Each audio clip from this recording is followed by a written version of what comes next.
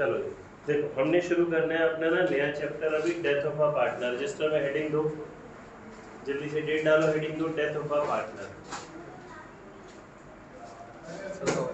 उसको क्यों हिला के चला गया सारी setting? Death of a partner, ठीक है जी। अब जब हम death of a partner chapter पढ़ते हैं ना, तो हमारे पास सबसे पहले एक छोटी सी चीज हमें समझनी है। बिल्कुल ही हमारा एडमिशन रिटायरमेंट का कॉपी बेस्ड चैप्टर है। 80% चैप्टर बिल्कुल वही है, फटाफट से 2 या 3 दिन में खत्म भी हो जाएगा, तो ध्यान से हमें करना है। सबसे पहली चीज हमें समझनी है, जब हम रिटायरमेंट पढ़ रहे थे, एडमिशन पढ़ रहे थे, तो हमें एक चीज क्लियर थी कि वो चीजें, डेथ या जो एडमिशन होता है ना, वो बेसिकली रिटायरमेंट या एडमिशन जो था वो प्री प्लान होता है। प्री प्लान समझते हैं, ऑलरेडी सब कुछ हमारे पास डेट्स वगैरह डिसाइडेड होती है। क्लियर है? आप रिटायरमेंट का या एडमिशन का कोई भी क्वेश्चन देखेंगे तो उसमें हमारे को डेट मिलेगी 1 अप्रैल या 31 मार्च, साल का पहला दिन या साल का आखिरी दिन। ठीक है जी। तो उसमें एक टॉपिक ये भी है रिटायरमेंट चैप्टर में जो भी हमने छोड़ा है, retirement during the year. Retirement अगर साल के बीच में हो गई तो वो हम पढ़ेंगे इस चैप्टर के बाद। बट नॉर्मली रिटायरमेंट और एडमिशन प्लान हो गया जी, साल के पहले दिन या आखिरी दिन हो रहा है। बट डेथ अनसर्टेन होती है, कुछ फिक्स नहीं है किसी का भी। अच्छा खासा बंदा सड़क पे चल रहा है, कुछ मिसहैपनिंग हो गई, कुछ भी हो सकता है, ठीक है ना। तो जो डेथ चैप्टर के अंदर मेन हमें एक चीज समझनी है, वो ये बात समझनी है कि किसी भी पर्टिकुलर पार्टनर ने हमारे साथ करंट फाइनेंशियल ईयर में, सुनने में बात चलेगा, करंट फाइनेंशियल ईयर में कितने नंबर ऑफ मंथ्स या डेज हमारे साथ काम किया है। ठीक है, ये बात बहुत इंपॉर्टेंट है, ध्यान से देखेंगे। देवी जी इधर आओ, वहां चले जाओ, जहां मर्जी से जाओ जाओ। देखो जी, अब मेरी बात समझेंगे, सभी लोग बोर्ड पे फोकस करेंगे, उसको ना देखें, इधर देखिए। देखो कैमरा में आ रहा है। अब मैं कुछ डेट लिख रहा हूँ, ये हमने डेट लिखी थी 1 मई। इतना जूम हमने एक डेट लिखी थी 1 मई। तो 1 मई को अगर किसी पार्टनर की डेथ होती है तो मुझे आप बताएंगे, लिखते जाएंगे कि ये इस पर्टिकुलर पार्टनर ने 1 मई को इसकी डेथ हो गई जी, तो कितने नंबर ऑफ मंथ्स हमारे साथ काम करा। ये number of months, days, year, जो भी आपको समझ में आ रही है बात, कितने टाइम इसने काम करा, 1 मंथ। ठीक है जी, ये बात आपको समझ में आती है तो क्वेश्चन इजी होता जाएगा, चैप्टर नोट करते जाएंगे जी। फिर एक पार्टनर का गिवन है जी, उसकी डेथ हो गई अक्टूबर में, 30 होते हैं 31 होते हैं, 31 होते हैं ना। 31 अक्टूबर को पार्टनर की डेथ हो गई, लिखना है भाई ये। तो पार्टनर ने कितने नंबर ऑफ मंथ्स हमारे साथ काम करा, मंथ्स या डेज, कुछ भी बताएंगे। So that is 3 month के अंदर या 7 के 31 अक्टूबर है तो अक्टूबर काउंट होगा, तो मेरा आंसर क्या हो गया, 7 मंथ्स। पार्टनर की डेथ हुई 1 जनवरी को, नया ईयर पूरा साबित हुआ इसके लिए, 9 मंथ्स।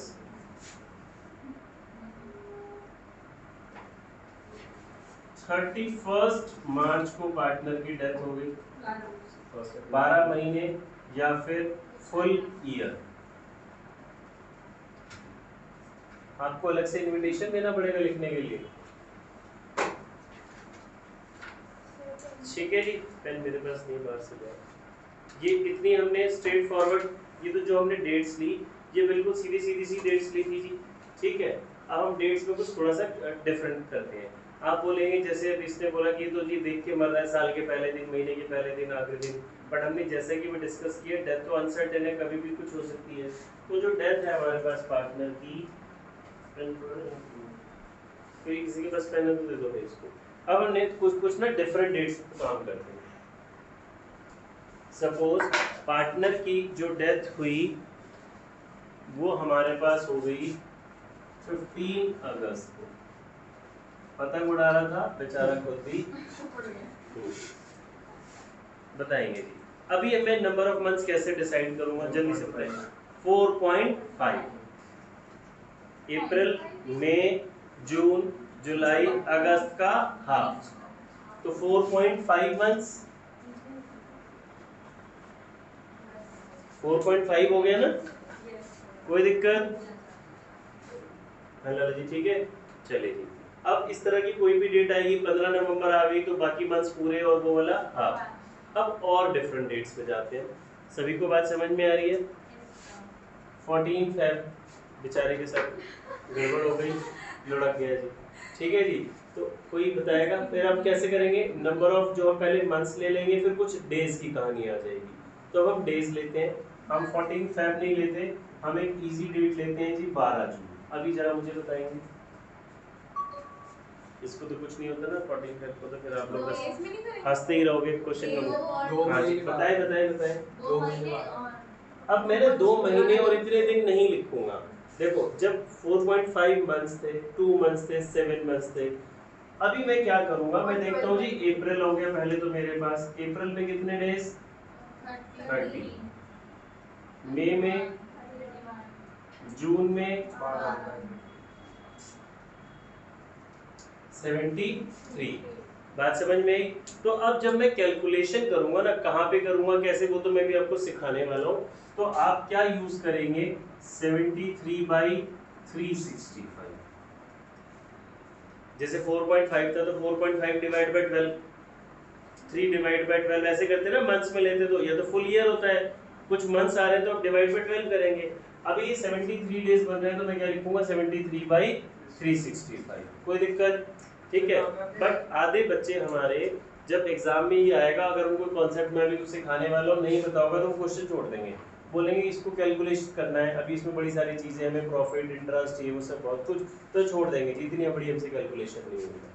बट इसको छोड़ना नहीं है, बहुत ईजी है। कैसे? एक मजे की बात बताता हूँ। आज तक बोर्ड में कभी भी डेज वाला क्वेश्चन आया ना, डेज वाला जिसमें डेज बने, पूरे पूरे मंथ नहीं थे, तो उसमें हमेशा 73 ही बने हैं डेज। इंटरेस्टिंग फैक्ट, आज तक जब कभी भी बोर्ड में डेज वाला क्वेश्चन आया या आपके स्कूल में आया तो उसमें डेज हमेशा ही कितने बने हैं? 73 डेज बने हैं। या उसमें डेज इन्वॉल्व थे, कुछ और दिन बन रहे थे 80-85, जैसे मैंने एग्जांपल दिया 14 का, ठीक है जी, उसमें तो कुछ और ही डेज बनेंगे ना, तो वो उस क्वेश्चन में उसका यूज ही नहीं होना था। जितने भी नंबर ऑफ डेज बनते उसका यूज ही नहीं था, वो जान के उसने डेट लिख दी थी कि बच्चा कंफ्यूज हो जाएगा, छोड़ देगा या गलत करेगा। बट अगर डेज इन्वॉल्व है तो उसमें हमेशा कितने डेज बन रहे थे? 73 डेज ही बन रहे थे। ठीक है जी, ऐसा क्यों? इस मुद्दे पे आते हैं जी। अब लगने में तो भयंकर सी फिगर लग रही है ना, इसको हम कैसे सॉल्व करेंगे? ये लाइक प्रॉफिट भी निकालना है, अभी इंटरेस्ट भी निकालना है, तो ये हमेशा 73 डेज क्यों बन रहे हैं? ये फुल्ली डिविजिबल है 1/5, 73 के टेबल से होगी प्रॉब्लम सॉल्व। समझ में आ गई? 73 के टेबल से देखो 5 में आ रहा है, क्लियर है? दिखने में कितना मुश्किल था, हो गया सॉल्व 2 मिनट में। अब इसको कुछ भी आप मल्टीप्लाई कर लो किसी से भी, प्रॉफिट निकालना है, इंटरेस्ट निकालना है, जस्ट 1/5 करना है, पक्की बात? अच्छा, अब हमारे डी के गोयल सर की बुक में एक क्वेश्चन है, उसमें डेज बन रहे हैं 146। आज तक आया हमेशा बोर्ड में 73 है, बट उन्होंने नई पॉसिबिलिटीज एक्सप्लोर करते हैं ना, 146 बन रहे हैं, तो 146 भी इजी हो गया, 2/5 हो गया, इसका ट्वाइस ही तो है। What I mean to say is, अगर कभी भी डेज वाला क्वेश्चन आएगा तो आपको घबराना नहीं है। या तो डेज उस क्वेश्चन में इसके अलावा कुछ बन रहे होंगे तो वो यूज ही नहीं हो रहे होंगे, और अगर होंगे तो वो 73 का डिविज मतलब 73/365 वो फुल्ली डिविजिबल होगा, ये कहना चाह रहा हूँ। इतनी बात सभी को समझ आ गई? ऑनलाइन में कौन कौन है? हरवीन, स्नेहा, पलक को बात समझ आई? Yes sir. ठीक है बच्चे, चलो आगे करते हैं। अब आगे लिखो जी पॉइंट्स, पॉइंट्स या आइटम्स लिखो, items where months are considered, items where months are considered. वो कौन सी ऐसी जगह है जहां पे आप ये मंथ वाली कहानी यूज करेंगे? ठीक है, ध्यान से समझेंगे आप मेरी बात। जहां पे भी कैलकुलेशन एनुअल बेसिस पे होती है वहां पे मंथ्स यूज होंगे, ठीक है। पार्टनर की डेथ एक दिन पहले हुई, 1 महीने बाद हुई, 4 महीने बाद हुई, क्या इससे गुडविल पे कोई फर्क पड़ेगा? गुडविल तो पिछले सालों के बेसिस प्रॉफिट पे होती है ना। आप जनरलाइजर पार्टनर को कौन सा देते हैं? जो ऑलरेडी बुक्स में अपीयर होता है, समझ रहे मेरी बात? तो क्या गुडविल की कैलकुलेशन एनुअल होती है 10% पर एनम, 5% पर एनम? जनरलाइजर की कैलकुलेशन ऐसे होती है? नहीं, वो तो प्रॉफिट में से कुछ हिस्सा आप निकालते हैं ना। तो इन सारी चीजों में मंथ्स नहीं लगेंगे। मंथ्स कहाँ लगेंगे देखो आपको समझ में आएगा, लिखो interest on capital. Interest on capital आप कैसे निकालते हो, 10% पर एनम, पूरे साल का। अगर पार्टनर ने काम ही 2 महीने किया तो उसको पूरे महीने का इंटरेस्ट थोड़ी ना दोगे आप। तो जो भी कैपिटल होगी उसका into percentage into 2/12। Got it, समझ में आ गई मेरी बात। एक सिंपल सा इस बात को समझने का एग्जांपल, मैंने बैंक गया, आज बैंक में एफडी करा के आया 10 लाख रुपए की। एसबीआई में सपोज रेट ऑफ इंटरेस्ट था जी 10%, तो ये जो 10% है ये होता है पर एनम, साल का। मैंने आज एफडी कराई, 4 दिन बाद गया बैंक से एफडी विड्रॉ कर ली, तोड़ दी, तो क्या मुझे इंटरेस्ट 1 लाख रुपए इसका इंटरेस्ट मिलेगा? नहीं। मैं बैंक को बोलूंगा जी इंटरेस्ट दो, तो बोलेंगे ना रेट ऑफ इंटरेस्ट तो भाई पूरे साल का था, पूरा साल आप पैसा रखते हो, आपने पैसे ही 4 दिन रखा। तो जहां पे भी चीज पार्टनर ने जितने महीने जितने दिन काम किया उसके हिसाब से होगा, जहां पे वो चीज एप्लीकेबल होती है, जैसे इसमें एप्लीकेबल होती है। अगला लिखो इंटरेस्ट ऑन ड्राइंग्स, परसेंटेज में होता है ना ये भी, इंटरेस्ट ऑन ड्राइंग्स, ठीक है जी। फिर लिखेंगे interest on loan, full form लिखनी है आपने, ये शॉर्ट फॉर्म मत मारो। इंटरेस्ट ऑन लोन, 2 दिन बाद पूछूंगा ना मैं, भूले पाओगे क्या था ये। इन टर्म्स ऑफ, वो इन टर्म्स बोला, इंटरेस्ट बोला है मैंने, तो एंड ऑन लोन बोला है क्या इंटरेस्ट फॉर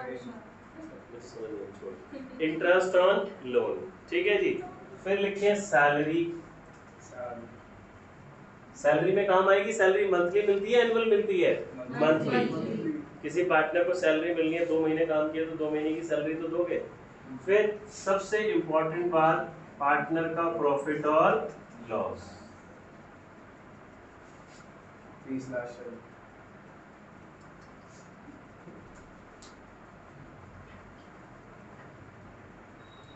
ये लिख लिए जी। ये 5 वो पॉइंट्स हो गए जहां पे मंथ्स कंसीडर होंगे, मंथ्स है चाहे डेज है चाहे कुछ भी है, बेसिकली टाइम पीरियड कंसीडर किया जाएगा यहाँ, ठीक है। आगे आते हैं, अब मेरे को बताएंगे क्या गुडविल में मंथ्स कैलकुलेट होते हैं? नहीं होते। जनरल रिजर्व नहीं, आईएफआर, ईपीएफ, डब्ल्यूसीआर, यहाँ पे मंथ्स का कोई काम नहीं है, ठीक है। और रीवैल्यूएशन में मंथ से कोई मतलब थोड़ी ना है, रीवैल्यूएशन साल के बीच में थोड़ी ना होता है, जब समझ गया ना बस। तो रीवैल्यूएशन में भी मंथ्स का कोई काम नहीं है। क्लियर है जी, पक्की बात। आगे प्रोसीड करें, चलिए अब अगली चीज समझते हैं। अच्छा प्लीज कॉन्सेंट्रेट हियर, अभ्यास देखेंगे, मुंह बंद रखेंगे, इधर आपने देखना है। हमारा फाइनेंशियल ईयर 1 अप्रैल को शुरू हुआ, खत्म कब होगा? 31 मार्च को, ठीक है। हमने बोला जी डेथ तो अनसर्टेन है, कभी भी कुछ भी हो सकता है। एक पार्टनर की डेथ हो गई जी 30 जुलाई को, ठीक है। तो अब हम क्या देखेंगे जी, इस प्राणी ने हमारे साथ कितने नंबर ऑफ मंथ्स काम किया, कितने काम किया, सिर्फ रवलीन मिस बताएगी, सिर्फ रवलीन।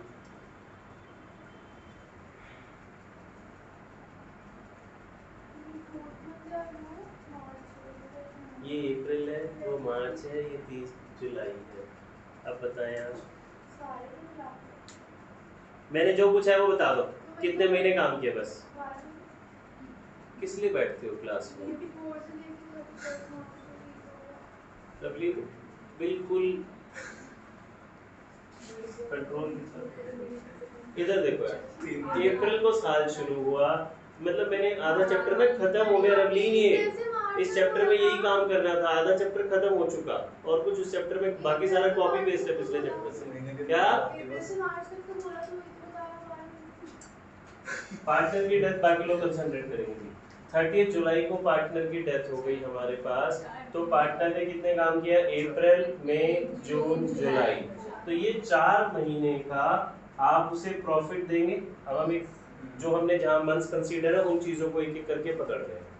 इस चैप्टर में आज ही की क्लास इंपॉर्टेंट है, बाकी क्लासेस में आप वही काम करेंगे जो पिछले 2 महीने से कर रहे हैं, एडमिशन रिटायरमेंट वाला। बस ये नया कॉन्सेप्ट आज ही है, बाकी सब तो सेम ही काम चल रहा है। फिर 4 महीने का आप उसे इंटरेस्ट देंगे कैपिटल पे, अगर उसने लोन दिया हुआ है तो 4 महीने का आप उसे इंटरेस्ट दोगे, उसने ड्राइंग्स की है तो उसे 4 महीने का इंटरेस्ट चार्ज करोगे, समझ रहे हैं मेरी बात, और 4 महीने का ही प्रॉफिट दोगे। अब ये जो हमने 5 आइटम्स अभी लिखी थी, पहली 4 बहुत सिंपल है, स्ट्रेट फॉरवर्ड, सब कुछ आपको गिवन होगा, प्रॉफिट में मत्था बच्ची होती है, जिससे कि अब हमें समझना है। आप उस पार्टनर को 4 महीने का प्रॉफिट आप देंगे, ठीक है, ध्यान से सुनेंगे। पार्टनर की डेथ यहाँ पे हो गई, अब मुझे क्या मैं यहाँ पे अपनी बुक्स क्लोज करूंगा? नहीं, बुक्स तो वहां क्लोज होंगी, ध्यान से समझेंगे। बट अब उस पार्टनर को तो पेमेंट करनी है, मैं उसके लीगल रिप्रेजेंटेटिव को बोलता हूँ कि भैया आप रुक जाओ, यहाँ पे आ जाना, यहाँ पे हम हिसाब कर लेंगे, तो कोई नहीं रुकेगा। प्रैक्टिकल सी डेट है, वो प्रैक्टिकल सी सिंपल बात है ना, मैं किसी को बोलूँ आप 6 महीने बाद, 12 महीने बाद आके, 8 महीने बाद आके पैसे ले जाना, कोई नहीं रुकेगा, वो बोलेंगे जी हमें तो अभी हिसाब करके दो।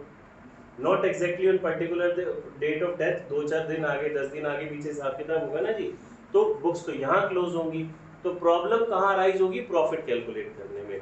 आईओसी में, आईओडी में, आईओएल में कोई प्रॉब्लम नहीं होगी, क्योंकि उनके अमाउंट स्पेसिफाइड होते हैं। भाई कैपिटल 10 लाख रुपए डली हुई है, रेट ऑफ इंटरेस्ट फिक्स है, 4 महीने का दे दो। ड्राइंग्स उसने 10,000 रुपए की हुई है, रेट ऑफ इंटरेस्ट 10% है, 4 महीने का चार्ज कर लो। बट प्रॉफिट तो हमारे हाथ में है ही नहीं, प्रॉफिट तो यहाँ कैलकुलेट होगा, समझ रहे हैं मेरी बात? तो प्रॉब्लम प्रॉफिट में आनी है। तो अब मुझे क्वेश्चन में हिंट लिखा हुआ मिलेगा कि लास्ट ईयर के प्रॉफिट को करंट ईयर का प्रॉफिट एज्यूम कर लो।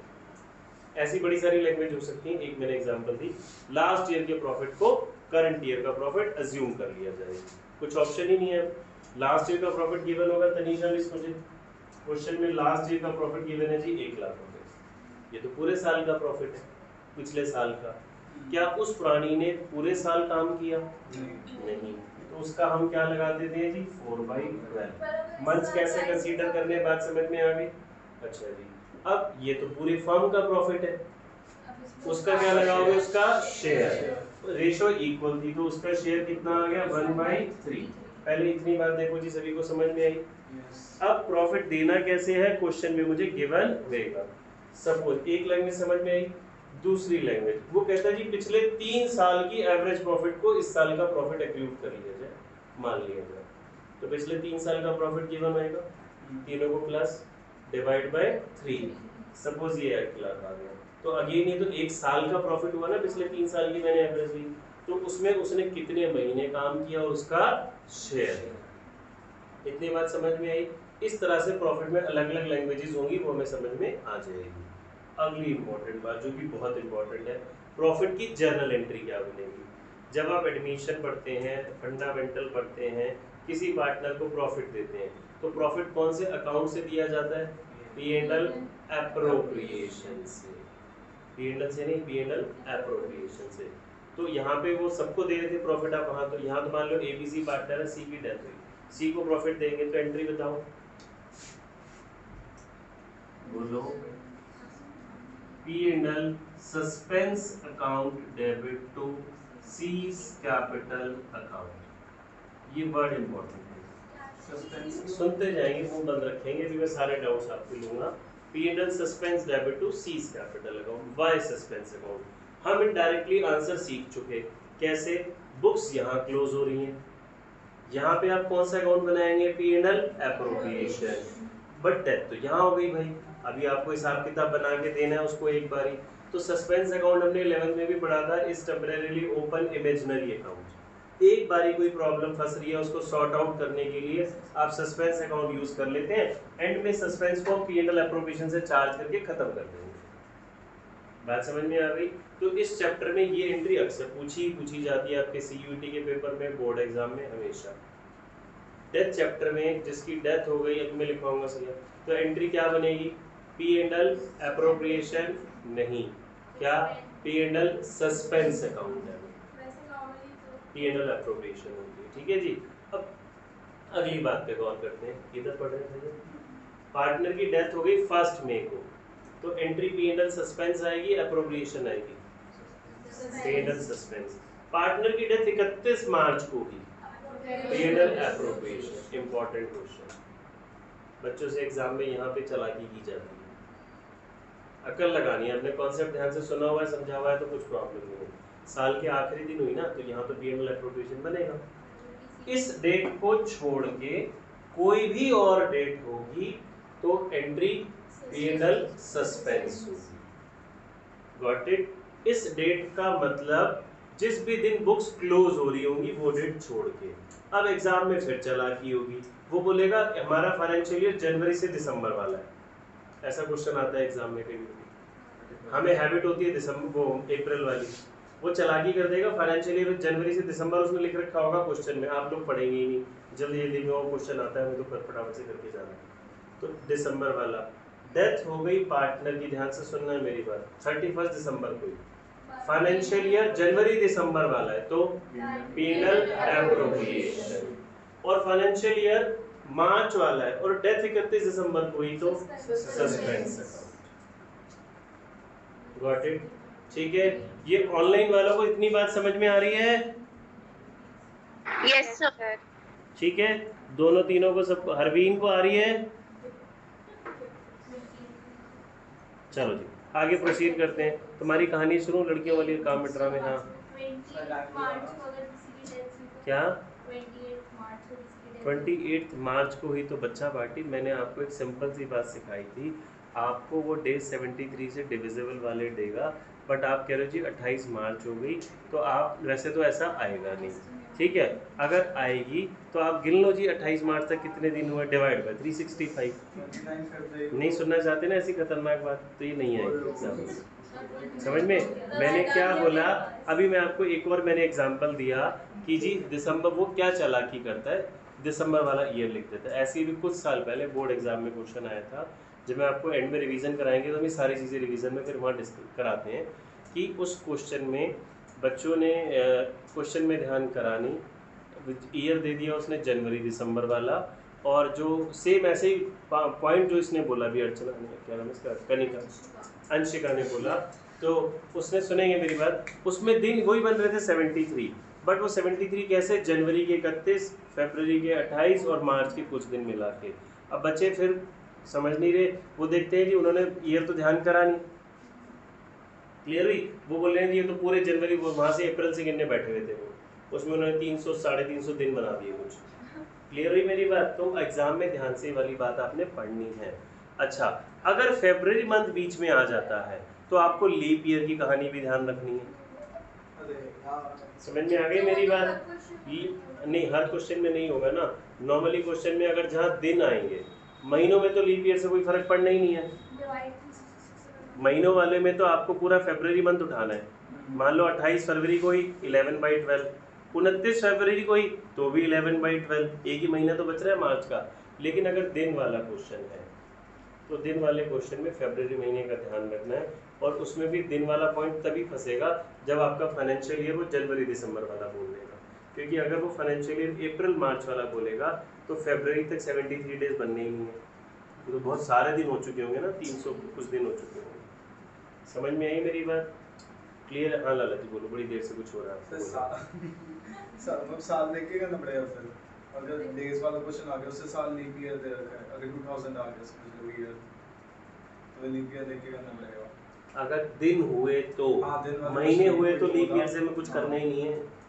शट अप क्या कर दी? अच्छा ठीक है, अब तुम बोलो इधर तीनों लड़कियां कुछ बीच में डाउट पूछ रही थी, बाहर निकलना इससे तो।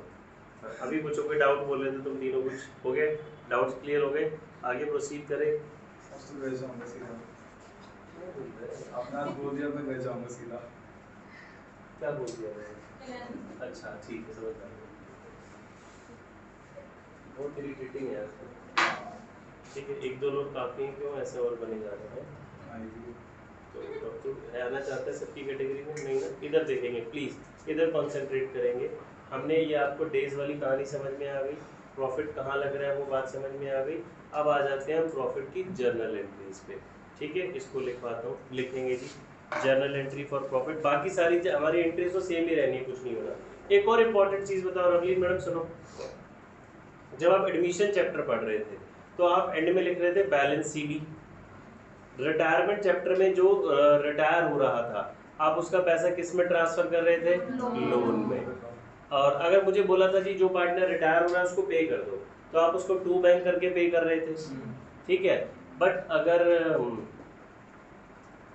डेथ चैप्टर है और बोला है जी जिसकी डेथ हो गई उसको पे कर दो, तो हम कैसे पे करेंगे? Executor account. ये छोटी सी बात ध्यान रखनी है, हम पढ़ेंगे, हालांकि सारा प्रैक्टिकल में पढ़ेंगे, बट पहले ही समझा रहा हूँ, जिस पार्टनर की डेथ हो गई उसके कैपिटल अकाउंट में उसको टू बैंक नहीं करना। जैसे रिटायरमेंट में तो कैपिटल में कनिष्का जी टू बैंक लिख रहे थे ना, ठीक है।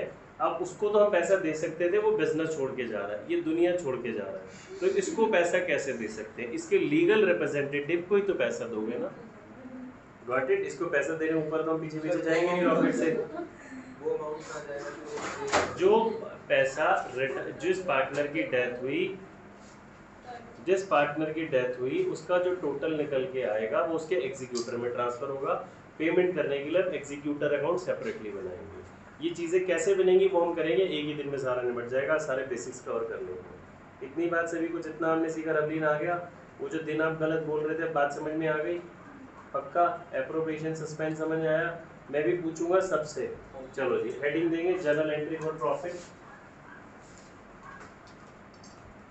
हमने प्रॉफिट कैसे कैलकुलेट करना है एक आइडिया ले लिया, अब इसकी जर्नल एंट्री सीखना है। लिखेंगे जी इफ, यहाँ दो केसेस को दो हिस्सों में डिवाइड कर लो। If profit sharing ratio of remaining partners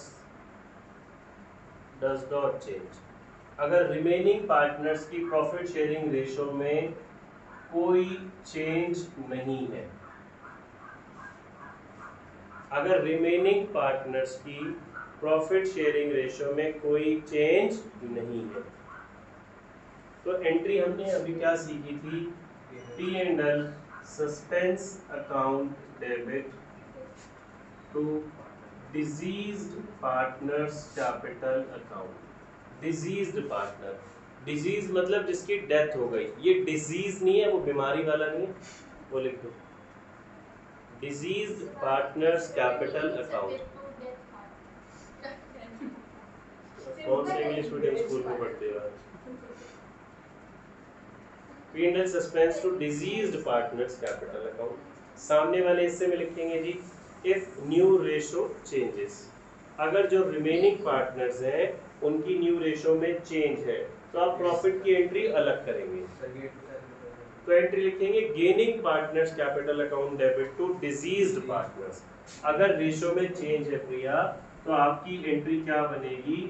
gaining partners capital account debit to deceased partners capital account, to deceased partners capital account. Done? पक्का हो गया जी? ये समझ में आ गई Ravleen? Profit and loss to सबको तो नहीं है ये एंट्री। अच्छा मुझे बताना कि इसमें एबीसी आएंगे? एक ही की तो डेथ हुई है, जिसकी डेथ हुई है उसका नाम आएगा, और यहाँ पे गेनिंग टू डिसीज अगर रेशो चेंज हो रही है तो। अब अगली हेडिंग दो जी लॉस। अगर लॉस हो गया तो केसेस ये दो ही रहने हैं, एंट्री रिवर्स कर दो जी। इस केस में एंट्री क्या लिखेंगे आप? Deceased partners to P and L suspense account, और यहाँ कनिष्का मिस क्या लिखेंगे? Deceased partner to gaining partners लिखेंगे। फिर मुंह बंद रख के बैठ जाएंगे। हार्दिक सर बताएं तो है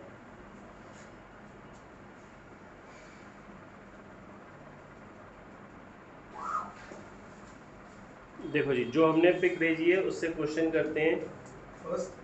हाँ जी पेज नंबर 44 वाली, पहले पेज नंबर आ रहा है, इसमें नहीं आ रहा? देखो जी हाँ, इसमें क्या कहता है केस 1 जिसमें 4 केसेस हैं। बैलेंस शीट गिवन है SHA की 31 मार्च 18 को मिला। 2 पेजेस है ना जिसमें ये वाला नहीं दूसरा पेज है, हाँ जिसमें ऊपर लिखा on the basis of profit of previous year. ठीक है, एक और चीज़ समझेंगे जरा, मुंडी ऊपर करो एक मिनट। ये करने से पहले जब हम प्रॉफिट कैलकुलेट करेंगे ना पार्टनर का, तो वो 2 तरीके से कैलकुलेट कर सकते हैं। एक जैसा कि मैंने आपको भी समझाया था कि मुझे बोला होगा जी प्रीवियस ईयर का प्रॉफिट ले लो, on the basis of previous years profit, और दूसरा होता है on the basis of sales, previous year और सेल्स।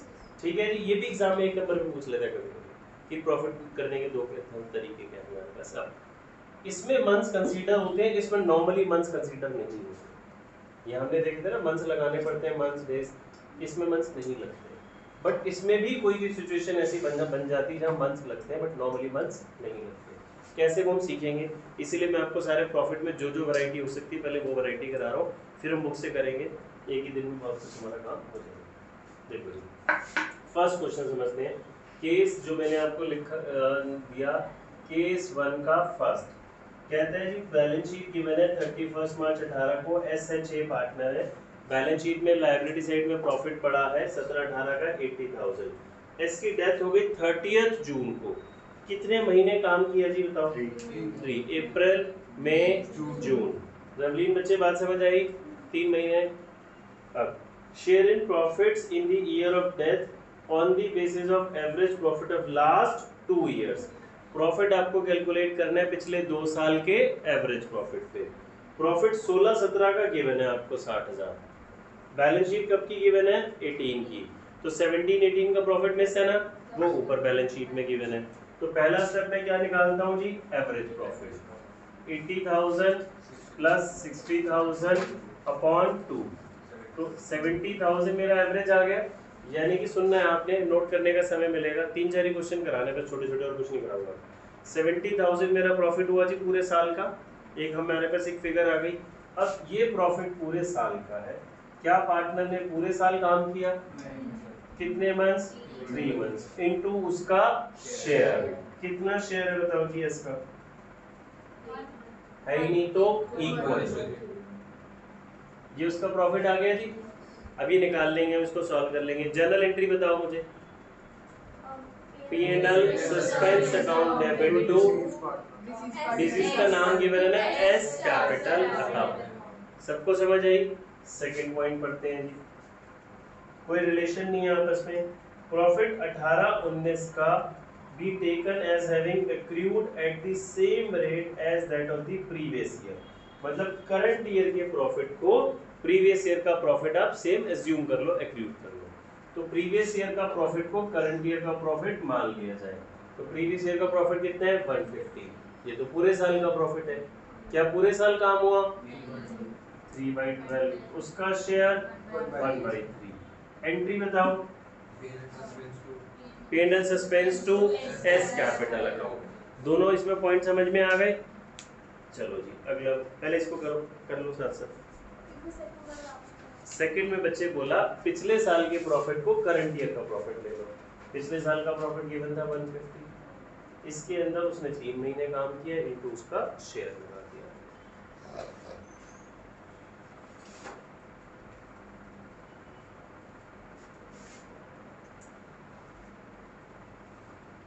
इंकित समझ आ रहा है अच्छे से? आज एब्सेंट कौन है? स्नेहा और अरविंद तो इसमें है, बाकी मित्र सारे हैं। फिर और तुम लोग ही टाइम पे आया करो यार। हार्दिक तो लेट आता है, हार्दिक दाक्षी तुम लेट ही आते रोज। सर कभी रश भी आया है, क्या? कभी रश भी लेट आया है। हाँ ये समझ ले।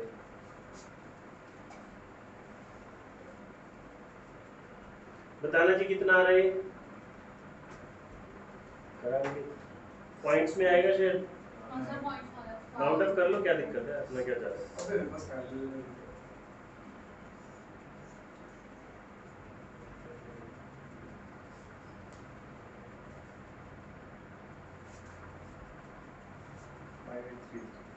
फाइव 5833 और इसमें 12,500। जल्दी से जर्नल भी लिखनी है, जल्दी जल्दी करो बच्चे, मुझे जल्दी छुट्टी कर दूंगा, सी फेस कॉल कराऊंगा आज।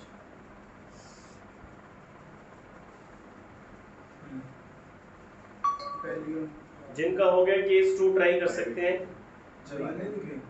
एंट्री सेंगे P&L suspense account debit to S capital account.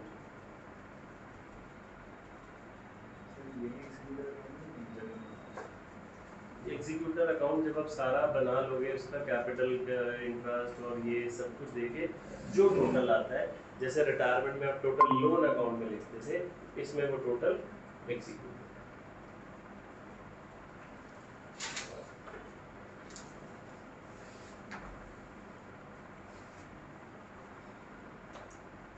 Case 2 कराऊं, ये हो गए दोनों? सेम ही है, बस कैलकुलेट नंबर्स अलग हैं। नहीं जी, डिफरेंट है। लॉस, यस, ये छोटी छोटी बातें समझनी है।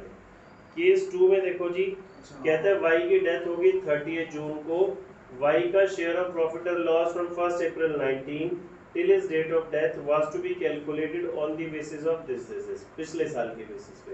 पिछले साल का प्रॉफिट आपको गिवन है एसेट साइड, तो वो एसेट साइड गिवन है, तो प्रॉफिट हो गया, लॉस हो गया, लॉस। केस 2, तो 3,20,000 इनटू उसका शेयर कितना है वाई का 2/5 इनटू उसने कितने मंथ्स काम किया 3 मंथ्स, बताओ जी कितना आ रहा है? शेयर का दर कितना आया ये 3,20,000 का 2/5 इंटू 3/5 32,000 ही आ रहा है, 32,000 आया, बट ये प्रॉफिट की जगह क्या आया, लॉस।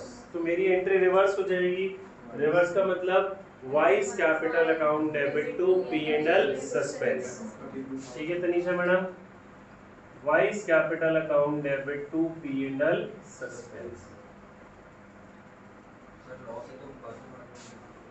यार अभी तो आप सिर्फ उसी का हिसाब बना रहे हो ना, इसको तो हमने पढ़ा था, एंड में एडजस्ट भी कर देंगे, ठीक है, एंड में वो हम बना देंगे। केस 3 पे आएंगे।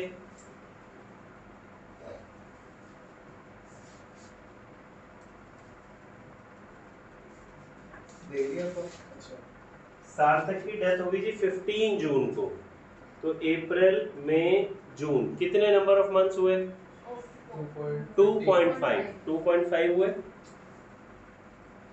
प्रॉफिट कैलकुलेट करना है, एवरेज प्रॉफिट लेनी है लास्ट 2 साल का, बट प्रॉफिट गिवन पिछले 5 साल का है। तो अब आपको ये बात ध्यान रखनी है, ऐसी चालाकियां भी होंगी, चाहिए 2 साल का, दे दिया 5 साल का, तो कौन से 2 ईयर लोगे, लास्ट 2 ईयर्स। तो लास्ट वाले 2 ईयर्स में 220 और 260, 2,40,000 आया। यस, तो 260 प्लस 220 डिवाइड करा 4 प्लस करा ये, तो ये कितना आ गया जी 240। तो 1 साल का 240 इंटू 2.5 मंथ्स इंटू उसका शेयर है 2/5, इसे बीच में बना है। और तो फिर 2.5 मंथ्स ले लिए ना। मंथ्स कहाँ पे कैसे यूज करना है बात समझ में आ रही है? एंट्री बताओ बच्चे। P&L सस्पेंस डेबिट टू सार्थक कैपिटल।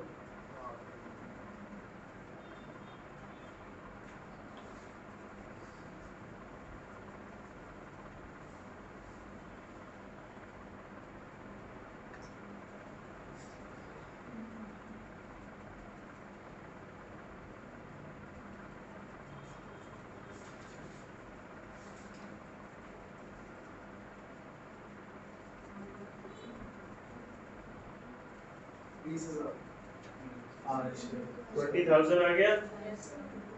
फोर्थ केस में आएंगे। इसमें वो बनाओ डे वाला चीज। P&L suspense.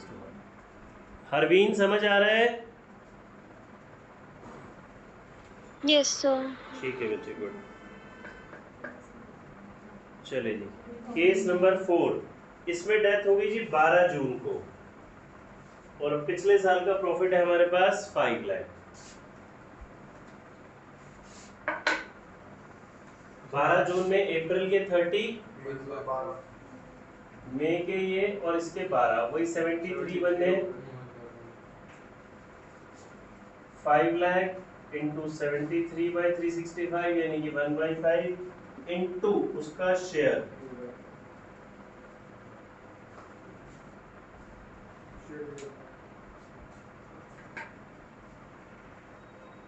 प्रिया मैडम समझ आया? इसमें एंट्री बताओ क्या बनेगी? Pedal suspense debit to 10,000 40,000। अच्छा हाँ